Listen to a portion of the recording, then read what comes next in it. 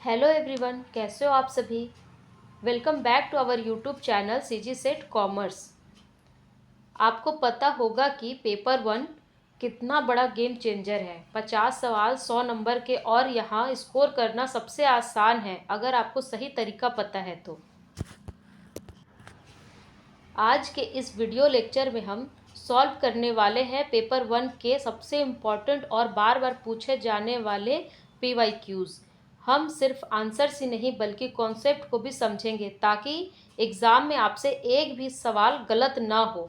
अगर आप इस चैनल में नए हैं तो इस चैनल को अभी सब्सक्राइब कर लीजिए और बेल आइकन को प्रेस कर लीजिए। तो चलिए बिना किसी देरी के पहला सवाल, नीचे दिए गए दावा ए और कारण आर के लिए सही विकल्प चुनिए। यानी कि असर्शन और रीजन से क्वेश्चन आया हुआ है। पहले पढ़ लेते हैं। दावा क्या कहता है? रचनात्मक शिक्षा सीखने की प्रक्रिया को तेज करती है। बिल्कुल सही बात है, कंटिन्यूअस प्रोसेस है ये। कारण पढ़ते हैं। योगात्मक मूल्यांकन के विपरीत रचनात्मक मूल्यांकन अत्यधिक विश्वसनीय है। ये गलत बात है। जस्ट बिकॉज समेटिव इवैल्यूएशन ज़्यादा रिलायबल होता है फॉर्मेटिव इवैल्यूएशन से। ठीक है, तो ऑप्शंस देख लेते हैं। ए, दोनों दावा ए और कारण आर सही है और कारण आर दावा ए का सही स्पष्टीकरण है। ऑप्शन बी, दावा ए और कारण आर दोनों सही है लेकिन कारण आर दावा ए का सही स्पष्टीकरण नहीं है। ऑप्शन सी, दावा ए सही है लेकिन कारण आर गलत है। ऑप्शन डी, दावा ए गलत है लेकिन आर सही है। तो आप सभी को पता है कि इसमें क्या बोल रहा है। Formative learning tends to accelerate the process of learning. Reason because as against summative evaluation formative evaluation is highly reliable. ये गलत है। जस्ट बिकॉज फॉर्मेटिव असेसमेंट जो होता है वो कंटिन्यूअस लर्निंग प्रोसेस है, just like our quarterly exam, half yearly exam. ठीक है, और जो समेटिव होता है वो एंड ऑफ द एग्ज़ाम होता है, एंड ऑफ द रिजल्ट। जैसे कि फाइनल एग्जाम्स में जो आपके आउटकम्स आते हैं उन चीज़ों को क्या दिखाता है, हमारा समेटिव इवैल्यूएशन दिखाता है कि हमने लास्ट में क्या आउटकम पाया है। इसलिए इसका आंसर हो जाएगा आपका ऑप्शन सी। ऑप्शन सी इसका करेक्ट हो जाएगा। ठीक है, दूसरा प्रश्न मैच द फॉलोइंग से आया है। लेवल्स ऑफ टीचिंग और मेन कंपोनेंट्स, यानी शिक्षक का शिक्षण का स्तर और मुख्य समर्थक। तो आप सभी को पता है this is very important topic, हर बार परीक्षा में पूछा जाता है और ये जो है व्यापम का बहुत ही पसंदीदा क्वेश्चन है, क्योंकि बार बार व्यापम हो या सीजी सेट हो या यूजीसी नेट हो, ये जो है एनटीए और व्यापम का सबसे फेवरेट क्वेश्चन में से आता है। आप सभी को पता है मेमोरी लेवल को किससे दिया था? हर्बर्ट ने। अंडरस्टैंडिंग लेवल को किसने दिया था? मॉरिसन ने। और रिफ्लेक्टिव लेवल को किसने दिया था? हंट ने। तो इसका सही आंसर हो जाएगा आपका ऑप्शन ए, जो बहुत ही सही दिया हुआ है। पहला का ए हो जाएगा, मेमोरी लेवल का ए हो जाएगा, और अंडरस्टैंडिंग का बी हो जाएगा, और रिफ्लेक्टिव का सी हो जाएगा।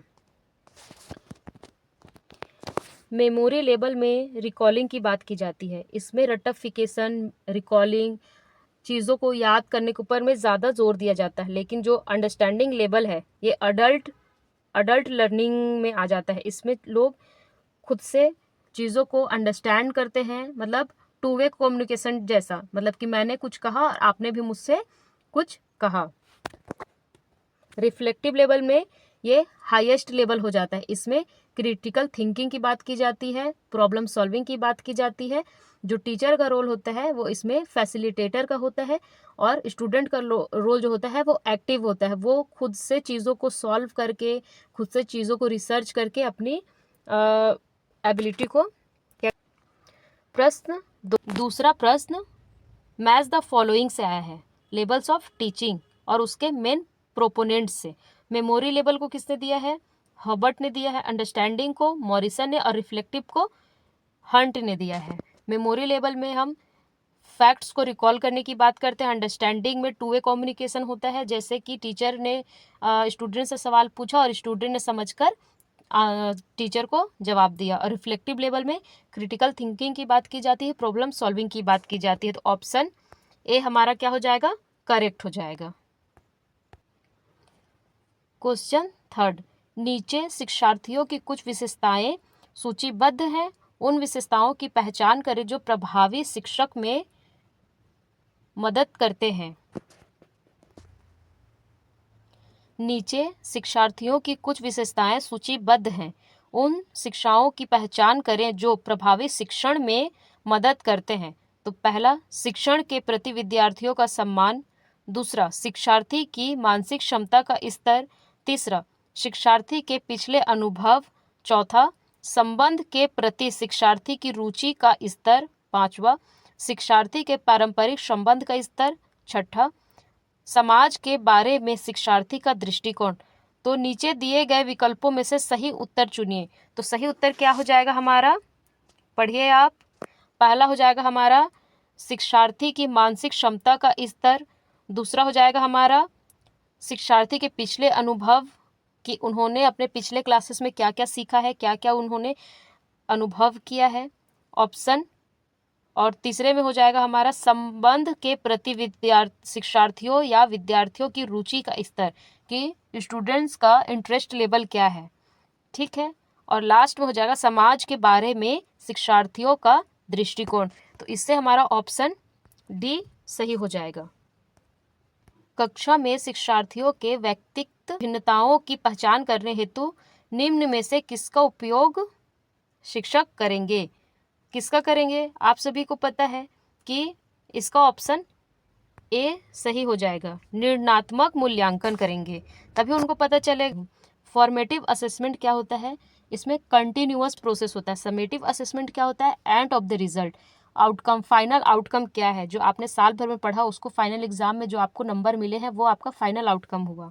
डायग्नोस्टिक, डायग्नोस्टिक क्या होता है, इसमें क्या करते हैं टीचर्स जो है बच्चों को फाइनल जब रिजल्ट आता है उसके बाद डायग्नोस करते कि किस बच्चे को क्या आता है क्या नहीं आता है, उसमें क्या कमी है और नहीं कमी है। पीयर असेसमेंट मतलब कि सहपाठी, समकक्षी या सहपाठी, जैसे कि आप अपने ग्रुप में या आप अपने पेयर्स के साथ, अपने सहपाठी के साथ जो सीखते हैं, that is called a peer assessment. 6, कुछ चीज़ों को इंग्लिश और हिंदी दोनों में पढ़ते हुए चलेंगे। तो क्वेश्चन 6 को पढ़ते हैं। नीचे 2 सेट दिए गए हैं। सेट 1 अनुसंधान विशेषताओं को निर्दिष्ट करता है, जबकि सेट 2 उसके मूल बिंदु को इंगित करता है। दोनों का मिलान करें और उचित कोड का चयन करके अपना उत्तर दें। अनुसंधान विशेषताएं, विश्वसनीयता, स्थिर, सुसंगत और भरोसेमंद। बी, वैधता। सी, अंतज्ञान। और डी, निष्पक्षता। मूल बिंदु, आयामों को मापने के लिए इकाइयाँ, प्रतिक्रिया या उपकरण जिनका उपयोग मापने के लिए किया जाता है। ऑप्शन बी, शोध प्रक्रिया और उसकी प्रगति के बारे में लगातार सोचते रहना। ऑप्शन सी, किसी भी व्यक्तिगत पूर्वाग्रह से जुड़ा हुआ शोध परिणाम को खराब कर सकता है। और ऑप्शन डी, स्थिर, सुसंगत और भरोसेमंद। तो आप इसको एक बार पॉज करके पढ़ लीजिएगा, मैं आपको इसका आंसर बता देती हूँ। इसका आंसर हो जाएगा ऑप्शन ए, ठीक है। क्वेश्चन नंबर 7, कौन सा अनुक्रम आईसीटी का उपयोग करके अनुसंधान में डिजिटल डेटा प्रबंध के चरणों को सही ढंग से दर्शाता है। तो आप सभी को पता है कि सबसे पहले हम डाटा एंट्री करेंगे, ठीक है। उसके बाद डेटा सत्यापन, उसके बाद डेटा क्लीनिंग और उसके बाद डेटा विश्लेषण, यानी कि ऑप्शन ए हमारा क्या हो जाएगा, यहाँ पे करेक्ट हो जाएगा। क्वेश्चन नंबर 8, लेखन के निम्नलिखित चरणों को सही क्रम में व्यवस्थित कीजिए। तो चलिए व्यवस्थित करते हैं। आप सभी को पता है सबसे पहले हम विषय का चुनाव करेंगे, उसके बाद हम अनुसंधान करें और जानकारी एकत्र करते हैं। उसके बाद आप मुख्य बिंदुओं को रेखांकित करते हैं। उसके बाद आप ड्राफ्ट लिखें। फिर लास्ट में हम क्या करते हैं, लेखा संपादित करे और संशोधित करे। उसके बाद लास्ट में हम चीज़ों को क्या करते हैं, रिवाइज करते हैं। तो इसके अकॉर्डिंग हमारा आंसर हो जाएगा आपका यहाँ पे बी। क्वेश्चन नंबर 9, किसी अनुसंधान चक्र के चरणों का सही क्रम क्या है? तो सबसे पहले हम क्या करते हैं, साहित्य समीक्षा करते हैं, परिकल्पना करते हैं, उसके बाद डेटा संग्रहण, डेटा विश्लेषण और लास्ट में क्या करते हैं, रिपोर्टिंग करते हैं। तो मेरे अकॉर्डिंग ये आंसर हो जाएगा आपका ऑप्शन ए। इस तरह से हमारे 5 टीचिंग एप्टीट्यूड और रिसर्च के 5 टॉपिक ख़त्म हो चुके हैं। अब हमको आरसी बनाना है, तो मैं पूरा सवाल एक बार अच्छे से पढ़ूंगी, उसके बाद आपको डायरेक्ट आंसर ही बताऊंगी, ठीक है? तो चलिए पढ़ते हैं। प्रत्येक भाषा किसी न किसी व्यक्ति की मातृभाषा होती है, जिसकी तुलना किसी अन्य भाषा से इस रूप में नहीं की जा सकती कि वह छोटी है या बड़ी है, अच्छी है या बुरी है, सरल है या कठिन है, क्योंकि सभी भाषाओं में अपने अपने ढंग से संप्रेषण होता है। समुदाय भेद से संसार की भाषाओं में रूपात्मक भिन्नता तो है, परंतु आंतरिक दृष्टि में उनमें समानताएं अधिक हैं। अनुवाद इन्हीं आंतरिक या अर्थगत समानताओं के कारण संभव होता है। प्रत्येक भाषा एक विश्व दृष्टि है, इसलिए एक ही वस्तु भिन्न भिन्न नामों से अभिहित होती है। संसार के साथ कदम मिलाकर चलने के लिए हमें अन्य भाषाएं भी सीखनी पड़ती है, परंतु अपनी मातृभाषा की कीमत पर कदापि नहीं, क्योंकि मातृभाषा के ज्ञान के बिना अन्य भाषाएं सीखना कठिन है। हमारे विद्यालयों में अब भारतीय भाषाओं पर विशेष ध्यान दिया जा रहा है, जिसमें प्रारंभिक शिक्षा का माध्यम मातृभाषा हो, क्योंकि बच्चों की संज्ञानात्मक क्षमता की विकास मातृभाषा में होता है, जिससे वह अपनी दुनिया से परिचित होता है। पहला सवाल देख लेते हैं। प्रत्येक भाषा में विश्व दृष्टि का तात्पर्य किससे है? तो विश्व दृष्टि का तात्पर्य किससे है? ऑप्शन बी, विश्व को देखने का नजरिया, यानी कि ऑप्शन बी हमारा क्या हो जाएगा, सही हो जाएगा। प्रश्न 12, शिक्षार्थी प्रारंभिक शिक्षा के लिए मातृभाषा को सर्वाधिक उपयुक्त माध्यम मानते हैं, क्योंकि यह मातृभाषा में संज्ञानात्मक क्षमता का विकास करती है। तो इस तरह से ऑप्शन सी हमारा क्या हो जाएगा, करेक्ट हो जाएगा।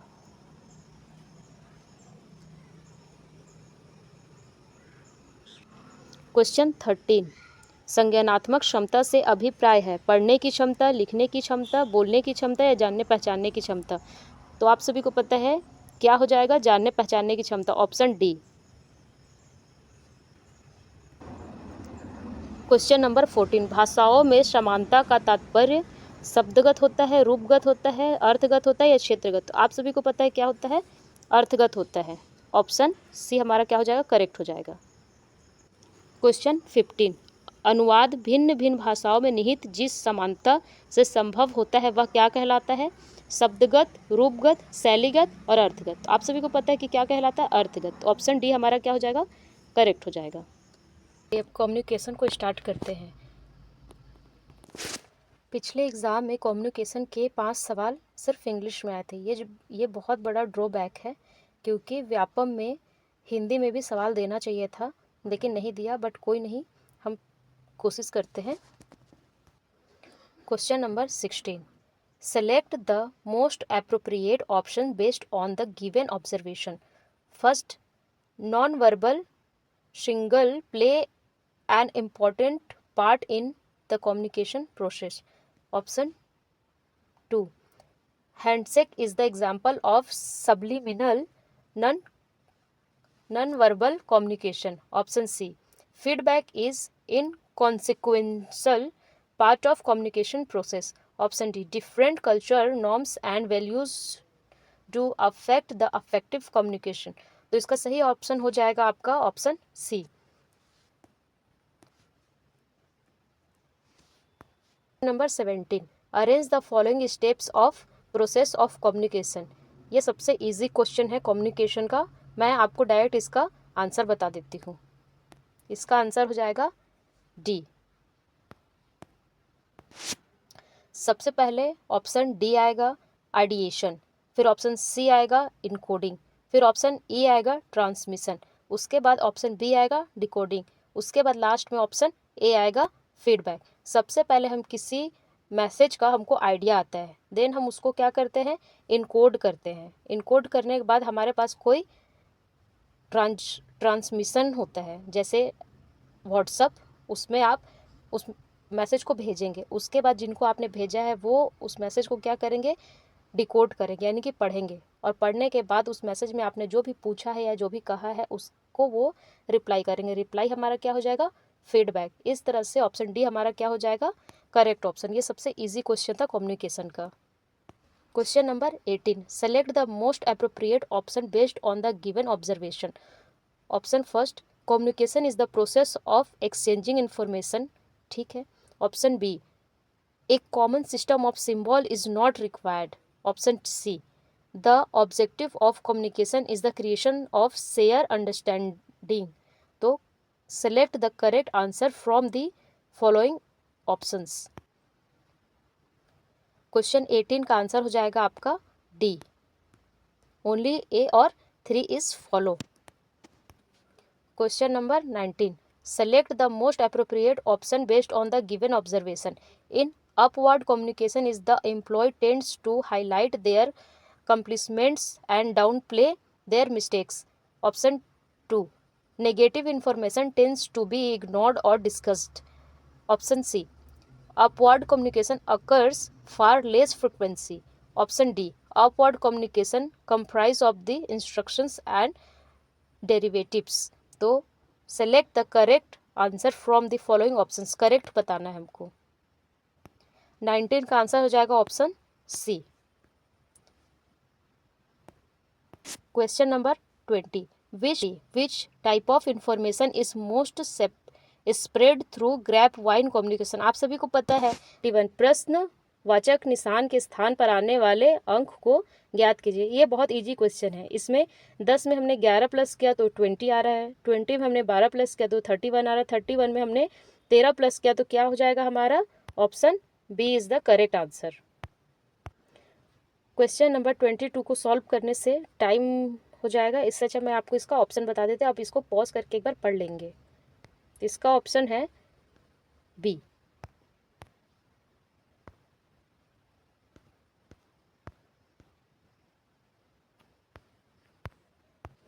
क्वेश्चन नंबर 23, कौन सा सबसे महत्तम भिन्न है। आप सभी को पता है, ऑप्शन डी इज करेक्ट हो जाएगा।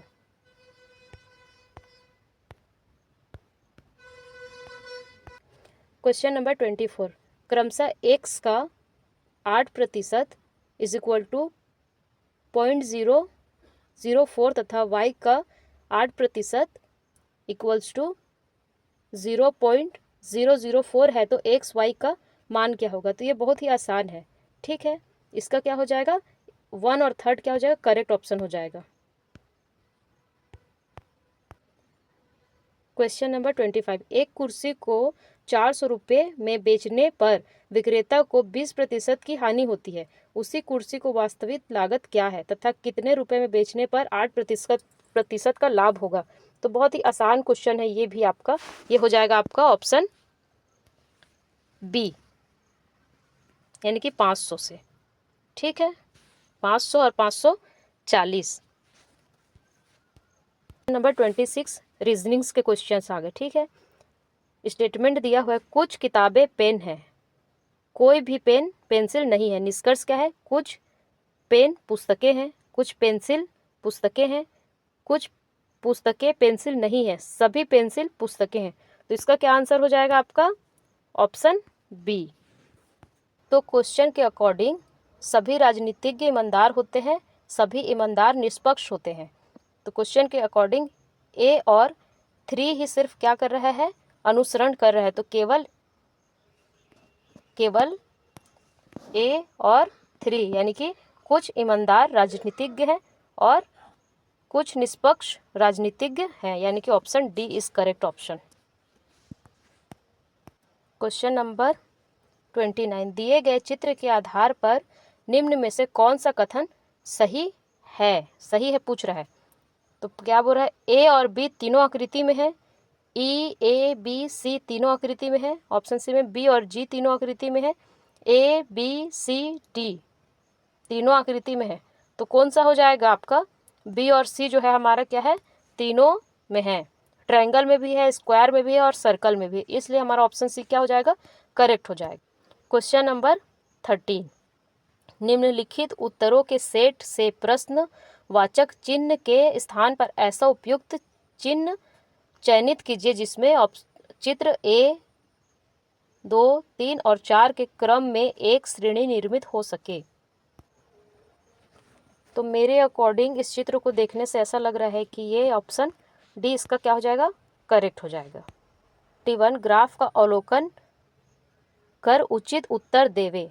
हमको एक ग्राफ दिया हुआ है, ट्रैवल एजेंसी की एकेडमिक करोड़ में दिया हुआ है। तो 2015 में 63, 2016 में 195, 2017 में 150, 2018 में 253 और 2019 में 389।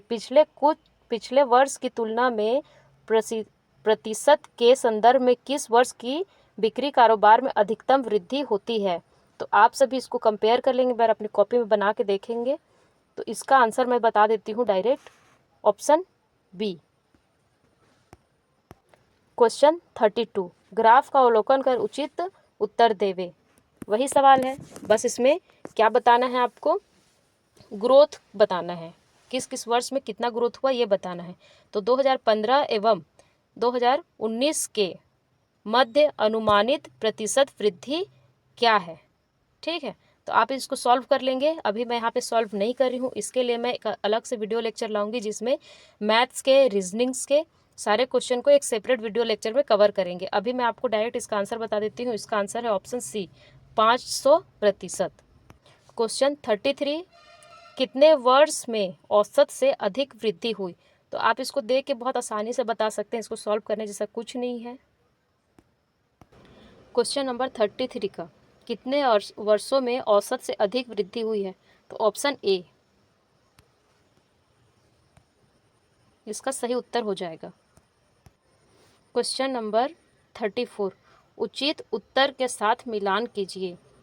पहला दिया है पैमाना और दूसरा दिया है उसकी विशेषताएं।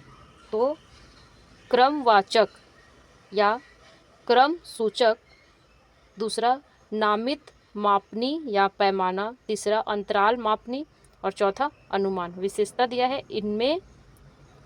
इसमें तीनों की विशेषताएं हैं। ऑप्शन बी में गुणवत्ता रेटिंग एवं अनुभव रेटिंग इसके उदाहरण है। हमेशा एक समान मनमाना शून्य बिंदु होता है या चर विशिष्ट एवं संपूर्ण होता है। तो ऑप्शन बी इसका क्या हो जाएगा, करेक्ट हो जाएगा। नंबर 35, निर्देश दिए गए कारक ए एवं कारण आर के लिए सही विकल्प चुने। तो कारक ए, हिस्टोग्राम में 2 बार के मध्य कोई अंतराल नहीं होता, ये सही बात है। कारण, हिस्टोग्राम सतत चर के लिए उपयुक्त होता है, अतः वर्ग सतत होते हैं। तो क्या है इसका ऑप्शन, ऑप्शन ए, कारण और कथन दोनों क्या है, सही है। ऑप्शन ए इज द 36, निम्नलिखित में से कौन सा एक ईमेल क्लाइंट है। तो कौन सा है, जीमेल है, ऑप्शन ए। क्वेश्चन नंबर 37, कौन सा स्वदेशी पोर्टल विभिन्न सरकारी सेवाओं तक एकल खिड़की पहुंच प्रदान करने के लिए सुविधा देता है। मेरी सरकार, डिजी लॉकर, उमंग और भीम। तो सही ऑप्शन क्या है हमारा, उमंग। क्वेश्चन नंबर 38, VOLET का निम्नलिखित में से किसका परिवर्णी शब्द है। तो option A, voice on latest technology efficiency. Option B, voice over long term evolution. Option C, video on long text editing. या option D, voice on latest technology editing. तो आप सभी को पता है VOLET का फुल फॉर्म क्या होता है, voice over long term evolution, यानी कि ऑप्शन बी। क्वेश्चन नंबर 39, सुरक्षित लेनदेन के लिए ई कॉमर्स में साधारणतः किस तकनीक का उपयोग किया जाता है। तो आप सभी को पता है, ब्लॉकचेन। क्वेश्चन नंबर 14, डिजिटल शिक्षा के संदर्भ में MOOC का क्या अर्थ है, यानी कि मुख का क्या अर्थ है।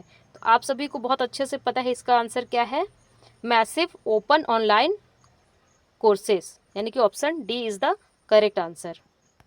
क्वेश्चन नंबर 41, निम्न में से किसमें ओजोन की परत पाई जाती है? आप सभी को पता है क्षमता मंडल में पाई जाती है, यानी कि ऑप्शन सी। क्वेश्चन नंबर 42, वायुमंडल में निम्नलिखित हरित प्रवाह गैसों का जीवन काल बढ़ते क्रम में सही क्रम ज्ञात कीजिए। बढ़ते क्रम में हमको क्या करना है?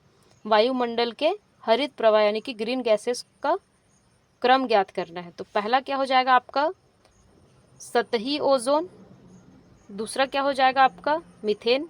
तीसरा हो जाएगा आपका CFS2 और चौथा हो जाएगा आपका नाइट्रोजन ऑक्साइड, यानी कि option B is the correct answer. Question number 43, निम्न को सुमेलित कीजिए। स्तंभ ए विश्व पर्यावरण दिवस, ऑप्शन बी विश्व जल दिवस, ऑप्शन सी विश्व संधारित्र एवं ऊर्जा दिवस, ऑप्शन डी विश्व पृथ्वी दिवस। आप इस क्वेश्चन को बहुत आसानी से बना सकते हैं, क्योंकि किसी को बाकी चीज़ें याद ना भी हो फिर भी पर्यावरण दिवस सभी को याद होता है, जो 5 जून से स्टार्ट होता है। तो इसका ऑप्शन क्या हो जाएगा हमारा यहाँ पे? बी, यानी कि आप जो पर्यावरण को इसके साथ सुमेलित करेंगे तो आपको इसका सारा आंसर क्या हो जाएगा? मिल जाएगा। क्वेश्चन नंबर 44, नीचे 2 कथन दिए गए हैं। सभी संभावित प्रदूषक हानिकारक रसायन होते हैं। कथन हानिकारक रसायनों के निर्माण हेतु मानव जिम्मेदार है। तो इसका दोनों ऑप्शन ही क्या है? सही है। इसलिए हमारा कथन ए और कथन 2 दोनों ही सत्य हो जाएंगे। क्वेश्चन नंबर 45, पर्यावरण संरक्षण के उद्देश्य से निम्न में से किसमें दीर्घकालीन निम्न उत्सर्जन का प्रस्ताव अक्टूबर 2020 में पारित किया गया था? तो पहला है मॉन्ट्रियल प्रोटोकॉल, यानी कि मॉन्ट्रियल संधि, पेरिस समझौता, क्योटो प्रोटोकॉल और अंतर्राष्ट्रीय सौर संधि। या इसका सही ऑप्शन क्या है? पेरिस समझौता, यानी कि Paris agreement. Question number 46, Bharat का प्रथम विश्वविद्यालय जिनकी स्थापना सन 1957 में की गई है कौन से शहर में हुई है? तो बहुत ही easy question, most of the easy question, ये नेट में भी आया था। इसका आंसर हो जाएगा आपका Kolkata, option B. Question number 47, Chhattisgarh राज्य में सबसे पुराना विश्वविद्यालय कौन सा है? ऑप्शन ए पंडित रविशंकर शुक्ल विश्वविद्यालय, ऑप्शन बी गुरु घासीदास विश्वविद्यालय, ऑप्शन सी इंदिरा कला संगीत महाविद्यालय, ऑप्शन डी अटल बिहारी वाजपेयी। तो ऑप्शन सी क्या हो जाएगा हमारा? करेक्ट हो जाएगा, क्योंकि इंदिरा कला संगीत विश्वविद्यालय सबसे क्या है? पुराना विश्वविद्यालय है छत्तीसगढ़ राज्य का। क्वेश्चन नंबर 48, भारत के उच्चतर शिक्षा प्रणाली में कौन सी प्रमुख समस्या की पहचान NEP 2020 द्वारा नहीं की गई है? पूछा गया है, नहीं की गई है। तो आप बताइए। ऑप्शन ए सीमित शिक्षक और संस्थागत स्वायत्तता, ऑप्शन बी एक अप्रभावी विनियामक प्रणाली, या ऑप्शन सी गंभीर रूप से खंडित उच्चतर शैक्षिक पारिस्थितिक तंत्र, और ऑप्शन डी उच्चतर शिक्षा में उच्च छोड़ने की दर। तो ऑप्शन डी इसका क्या हो जाएगा? सही हो जाएगा। क्वेश्चन नंबर 49, स्थापना के आधार पर कालानुक्रमिक क्रम में व्यवस्थित कीजिए। तो चलिए करते हैं। भारतीय प्रौद्योगिकी संस्थान खड़गपुर की स्थापना, ऑप्शन बी भारतीय प्रबंध संस्था अहमदाबाद की स्थापना, ऑप्शन सी अखिल भारतीय आयुर्विज्ञान संस्थान नई दिल्ली की स्थापना, और ऑप्शन डी भारत में वैज्ञानिक तथा औद्योगिक अनुसंधान परिषद की स्थापना। तो इसका सही आंसर हो जाएगा आपका ऑप्शन सी। ये हमारा लास्ट क्वेश्चन है, क्वेश्चन नंबर 15, सूची ए का सूची बी से मिलान कीजिए। संस्था का नाम और शहर का नाम। भारतीय विज्ञान संस्था, ऑप्शन बी स्नातकोत्तर चिकित्सा शिक्षा एवं अनुसंधान संस्था, ऑप्शन सी केंद्रीय चमड़ा अनुसंधान संस्था, ऑप्शन डी भारतीय पेट्रोलियम संस्था। शहर का नाम देख लेते हैं, चेन्नई, बेंगलुरु, देहरादून और चंडीगढ़। इसका करेक्ट ऑप्शन ऑप्शन बी हो जाएगा, पहला है। तो इस तरह से भारतीय विज्ञान संस्था का क्या हो जाएगा? बेंगलुरु। ऑप्शन बी का शहर हो जाएगा आपका चंडीगढ़, और ऑप्शन सी केंद्रीय चमड़ा अनुसंधान संस्था का हो जाएगा ऑप्शन ए चेन्नई, और भारतीय पेट्रोलियम संस्था का हो जाएगा आपका देहरादून। ठीक है, तो इस तरह से हमारा ऑप्शन बी क्या हो जाएगा, करेक्ट हो जाएगा। तो इस तरह से हमने आज पूरे 50 सवाल पेपर 1 के देखे हैं। रहिए, धन्यवाद। फिर मिलते हैं किसी अगले वीडियो लेक्चर में। तब तक के लिए अपना ख्याल रखिए।